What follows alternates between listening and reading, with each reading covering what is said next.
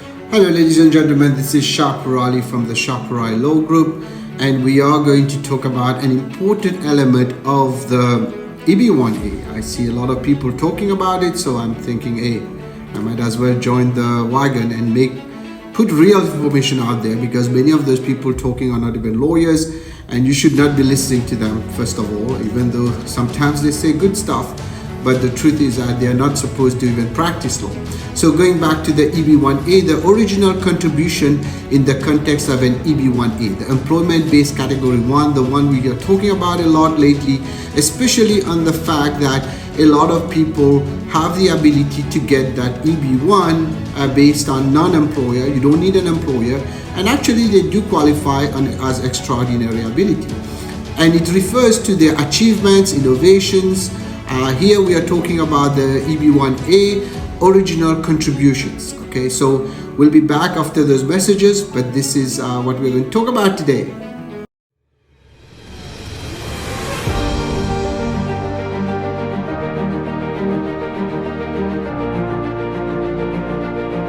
To talk about what is the most important part, not most important, but a very important part in your EB1A petition. Okay, so one of the most important part and very important part is that original contribution, especially in your achievements, innovations, advancement in the field. It should be well documented, right? So this is where we come in as lawyers, because we have done many of those cases, and ultimately we also have been really successful in getting approvals on the EB1As. So now going back to some of the achievements and innovations and things that you can use to advance to make your EB1A case, one of them is innovation and uniqueness, right? Innovation and uniqueness means you're coming up with something new. Like patents becomes very important. This is where you insert that. Your citations on scholar papers, etc. Even your conferences can really show that uniqueness, right? And that creative thinking is what they are looking for, right? But remember again, you're dealing with people who are not experts in your field, so you have to explain it in a very concise and also in a way that they understand it and it doesn't get boring, okay? Because you're dealing with people here, not machines. If it is boring, they will just cut you off. The second is, of course, the advancement in your field, right? The contribution should have had a measurable impact on the advancement of the applicant's field, right? The applicant is you. And this includes introducing new techniques, new methodologies, new theories, or practices that have been widely accepted by others. So even if you're introducing something new, it has to be accepted, right? You cannot just pull things, well, it's not you cannot, you can actually, but it's better to explain it in a way that it has to make sense, right? You cannot just go ahead and explain something that other people will not be able to interpret or even understand. Now, then you have recognition by your peers. That's number 3. The contribution should be recognized and acknowledged by experts and peers in the same field. A little bit when we talk about advancement of the field, this recognition can be demonstrated to awards.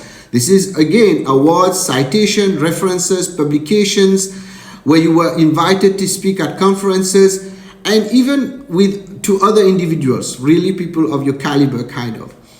And then you have the published work. The published work, of course, this is the main thing. Everybody asks me, oh, I have this published or not. Well, it has to make sense what you're publishing, right? But of course, people with scholars will publish things relevant to their profession, to their areas of expertise. But at the same time, this is an EB1A. You're not writing to be viewed by the writing is there, but we have to interpret that and explain that to the adjudicating officer. So your contribution should have involved research, publishing of the work in the reputable journals, conferences, and other publications. These are strong indicators of the original contributions. Strong doesn't mean it's perfect, right? Then you have patents. I talked about patents earlier, but patents, if you have those, it right there, it shows the ability to show innovation, advancement, uniqueness, right? Because a patent means it belongs to you. You are the one who invented it, right? So then citations, of course, if your work has been cited many times. In fact, I just discovered my own work has been cited many times, and I'm very proud of that. And you can use that, but just don't tell me, oh, I have like 100 citations, but it's not relevant to what we are doing. It has to be relevant. Then leadership and influence. Those are pertains to entrepreneurs doing EB1A. You prove leadership, right? Leadership, as I always say, is not something, unfortunately, you can learn in school. People have it or don't have it, but you can nurture it. You can make it work if you have a little bit of it. And like, for example, leadership will be considered in this case as like serving on editorial boards, advisory committees, or organizational roles related to the field.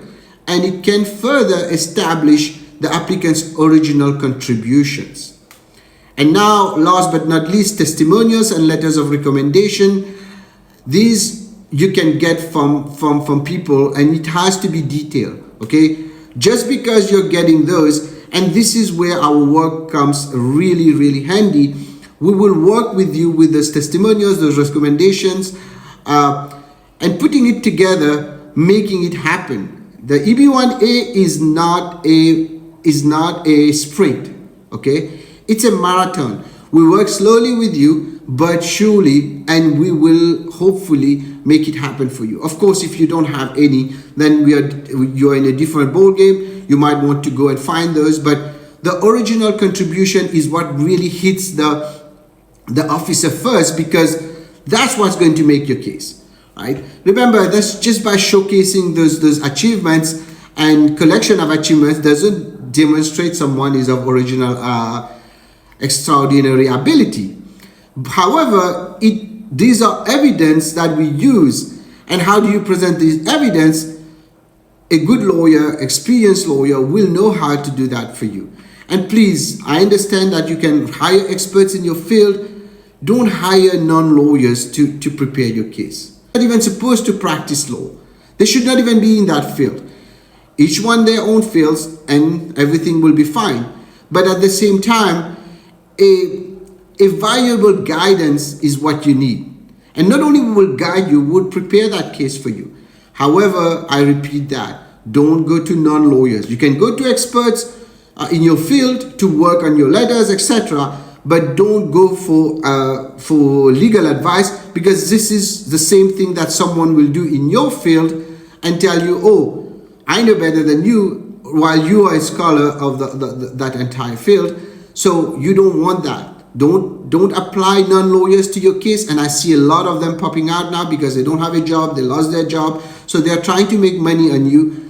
Please don't do that. They don't have to answer to anybody. We have to answer to the State Bar. Again, if you need help, feel free to reach out to us, 510-742-5887.